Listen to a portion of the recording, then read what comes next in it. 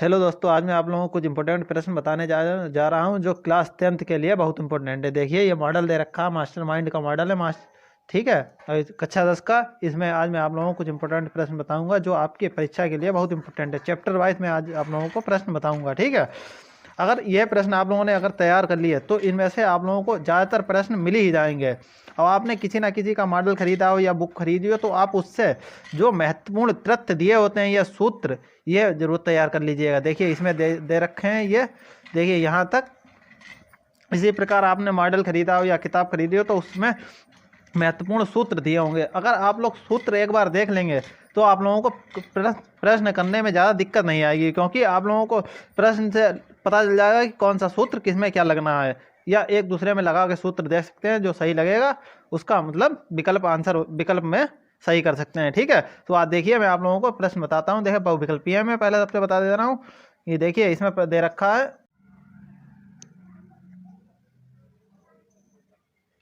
देखिए, पहला ही प्रश्न इसमें दिया है, 2019 में आया था, जो 2022 में आया। देखिए, इसमें पूछा है किसी धनात्मक पूर्णांक q के लिए प्रत्येक धनात्मक सम पूर्णांक का रूप है। तो इसमें यह हमें बताना है कि किसी धनात्मक पूर्णांक q के लिए प्रत्येक धनात्मक सम पूर्णांक का रूप होगा। धनात्मक लगा दिया है तो यानी कि 2 से गुणा होगी। ठीक है।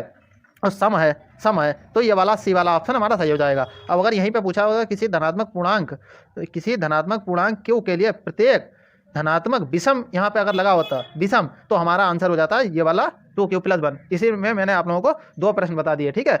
ये प्रश्न भी इंपॉर्टेंट है, क्योंकि इस तरीके का प्रश्न देखिए 2022 में आया था, तो 2023 में भी पूछा जा सकता है। इसमें देखिए सम पूछा गया है तो उसमें विषम पूछा जा सकता है। ठीक है। तो हम सीधे सीधे विषम अगर पूछा जाए तो अब धनात्मक विषम तो हम लगाएंगे डी वाला ऑप्शन 2q+1, क्योंकि देखिए धनात्मक तो 2 से गुणा हुआ है। कोई भी संख्या यहाँ पर अगर रख दें हैं, जैसे हमने रख दिया धनात्मक है 4 रख दिया तो 2 चक्कू 4 रख दिया, 2 चक्कू 8। ठीक है। ऐसे हमने रख दिया, मतलब धनात्मक 6 रख दिया तो 2 छंग 12 धनात्मक। ठीक है। इसी प्रकार से कोई भी संख्या रख दें तो इसमें वो धनात्मक होगी और सम भी होगी। देखिए 12 है, जैसे 8 है, जैसे सम है। अब इसी प्रकार अगर इसमें रख दें हम विषम में, तो देखिए 2 तियाँ धनात्मक रखी अगर, तो 2 चक्कू 8 और 1 9, वो आएगी विषम संख्या। ठीक है। इसी प्रकार से प्रश्न आते हैं, आप लोग देखिए। और देखिए, मैं आप लोगों को 1-2 प्रश्न बता देता हूँ जो इंपॉर्टेंट है। देखिए, ये वाला प्रश्न भी पूछा जा सकता है, या कॉम्पिटेटिव एग्जाम में भी आता है। दी गई संख्याओं में से अभाज्य संख्या है, तो हमारा आंसर हो जाएगा 2। ठीक है। और देखिए, मैं आप लोगों को प्रश्न बता दे रहा हूँ। इस प्रकार से प्रश्न आप लोगों के पूछे जाएंगे। एक ये वाला प्रश्न आ सकता है, ये 8वां, यदि 65 और 117 के एचसीएफ को 65m-117 के रूप में व्यक्त किया जा सकता है तो m का मान होगा। देखिए, इस प्रकार से हल करेंगे तो हमारा आंसर आएगा 2। ठीक है। यूक्लिड विभाजन से प्रेमिका से करना है। ठीक है। अब देखिए, इसमें एक ये वाला प्रश्न भी इंपॉर्टेंट है। यदि 2 धनात्मक पूर्णांकों a और b को a=x³ और देखिए, यदि 2 धनात्मक पूर्णांकों a और b को a=x³ और b=x/³ के रूप में व्यक्त किया जाए, जहां x और y अभाज्य संख्याएं हैं, तो एचसीएफ ब्रैकेट में a, b ब्रैकेट बंद है, तो हमारा a और b का मतलब एचसीएफ बताना है। तो देखिए, जो संख्याएं दी होती हैं मैं आप लोगों को हल करके भी बता दे रहा हूं, क्योंकि आप लोगों को दिक्कत ना है कि यह कैसे हो गया, रट के जाएंगे, क्या पता कहीं पे यहाँ पे स्क्वायर कर दे और यहाँ पे क्यूब कर दे, संख्याएं बदल दे, तो आप लोग कर नहीं पाएंगे। ठीक है। तो मैं आप लोगों को हल करके इसलिए बता दे रहा हूँ। देखिए, इसमें दिया है a थोड़ा जूम कर दे रहा हूँ कि आप लोगों को दिखाई दे। देखिए, प्रश्न में दे रखा है a=x³ ठीक है। इसमें दिया है b=x/³ ठीक है। तो इसमें हम सबसे देखिए, x में इसमें 1 है, इसमें 3 है, तो ये वाला हम ले लेंगे x, ये हो गया। ठीक है। y में जिसकी घात सबसे कम होगी वही ले लेंगे। इसमें 2 घात है, इसमें 3 है, तो 2 वाला पद उठा लेंगे, तो यानी कि x और y³, तो हमारा b वाला ऑप्शन सही हो जाएगा। ठीक है। क्योंकि देखिए, यहाँ पे अगर 2 दे रखा होता, मान लीजिए यहाँ पे 3, तो x के 2 उठाते हैं, नहीं, और यहाँ पे 3 और यहाँ पे 1 दिया होता, तो x के 2 उठाते और y के 1 उठाते। ठीक है। जिसकी घात कम होगी वही वाला पद उठाए। जैसे x में देख लेंगे, दोनों में किसकी घात कम है वही पद उठा लेंगे। जैसे इसमें x में देखिए क्यूब था, इसमें 1 है, तो 1 वाली उठा ली। ठीक है। इसमें स्क्वायर था, क्यूब था, तो ये वाली कम है, ये वाली उठा ली। ठीक है। तो ये ऑप्शन सही हो जाएगा। इस प्रकार से भी प्रश्न पूछा जा सकता है। देखिए इसमें मासापा दिया है, यानी कि एचसीएफ। ठीक है। ये दिया है, एलसीएम ये दिया है, तो हमें इनका मान निकालना है, तो एलसीएम होगा, एलसीएम निकालना है। ठीक है। जैसे इसमें एचसीएफ का मान दे रखा है, तो एलसीएम का मान क्या होगा, तो मैंने आप लोगों को इस प्रकार से प्रश्न बताया था कि a×b का सूत्र लगाएंगे, और देखिए जो एचसीएफ और एलसीएम दिए होते हैं इनकी गुणा कर लेंगे। ठीक है। तो देखिए, इसमें इसी प्रकार से रख देंगे तो डी वाला ऑप्शन सही हो जाएगा, यानी कि 1683 ऑप्शन आएगा, मतलब डी वाला ऑप्शन सही हो जाएगा। इस प्रकार से करेंगे। देखिए, मैं करके इसलिए बता दे रहा हूँ, इस पर कॉपी पे लगा दे रहा हूँ। देखिए, इसमें संख्याएं जैसे दी हैं, कहाँ दे रखी हैं, जैसे एचसीएफ दे रखा है 99। इस प्रकार से मैंने प्रश्न अपने एक इस प्रकार का प्रश्न मैंने आप लोगों के लिए बहुविकल्पीय प्रश्न डाले थे, उसमें भी इस प्रकार का प्रश्न मैंने डाला था। देखिए संख्याएं बदली थी उसमें सिर्फ, ठीक है। अब एलसीएम इसमें निकालना है, एलसीएम इसका 99 इंटू 53, ठीक है, क्वेश्चन मार्क, ये हो गया। अब हम इसे इस प्रकार से कर सकते हैं, देखिए ए इंटू बी, ठीक है, और एलसीएम इंटू एचसीएफ, ठीक है, ए इंटू बी यानी कि 99 गुणा 153, ठीक है, एलसीएम इंटू एचसीएफ कितना दे रखा है 9, तो 9 उतार लिया, 9 इसके गुणा में है तो ये भाग में पहुंच जाएंगे, तो एलसीएम इक्वल टू 99 इंटू 153 भाग में ये 9 आ गया, 9 से ये कट जाएंगे 11, ठीक है, 11 की इससे गुणा कर दी तो यहाँ पे कितने आएंगे, देखिए 11 3 जा 33 के 3 हासिल लग गया, ठीक है, 11 पंजे 55 और 3 58, 58 के 8 हासिल लगे 5, 11 एकम 11 और 5 16, ठीक है। तो एलसीएम कितना है, वो एलसीएम कितना आया 1683, वही मैंने अभी बताया था। इसी प्रकार से संख्या कुछ भी दी हो, देखिए 1683 और ये हमारा भी 1683 आया, ठीक है। इसमें लैंग्वेज बहुत अलग तरीके की दे रखी है, ठीक है। हल किया मैंने आप लोगों को, देखिए सीधे सीधे सूत्र लिखेंगे, A into B LCM into HCF, यहाँ पे एचसीएफ होगा, ठीक है, तो एचसीएफ बस सीधे सीधे लिख लेंगे, कर लेंगे। संख्याएं कोई भी नहीं, इस प्रकार का भी प्रश्न आ सकता है आपका, ठीक है। और देखिए इसमें देख लेते हैं, ये शांत अशांत पूछा जा सकता है, शांत दशमलव संख्या में व्यक्त हो सकने वाली परिमेय संख्या होगी, ठीक है। तो हम ये वाला सूत्र लगा लें, देखिए 2 की पावर n इंटू 5 की पावर m, ये आप लोगों ने सूत्र सुना होगा, मतलब लगाया होगा। अगर इसके पावर के अलावा कोई और सब मतलब संख्या आ जाए तो वो वाला हमारा अशांत हो जाएगा, ठीक है। तो हम देख लेंगे, कर लेंगे, ये वाला शांत होगा, ठीक है। कौन सा, इसमें ऑप्शन हमारा सी वाला सही हो जाएगा, 227/625, ठीक है, शांत दशमलव आएगा। अब देख लेते हैं आगे इसके क्या क्या दिया गया है,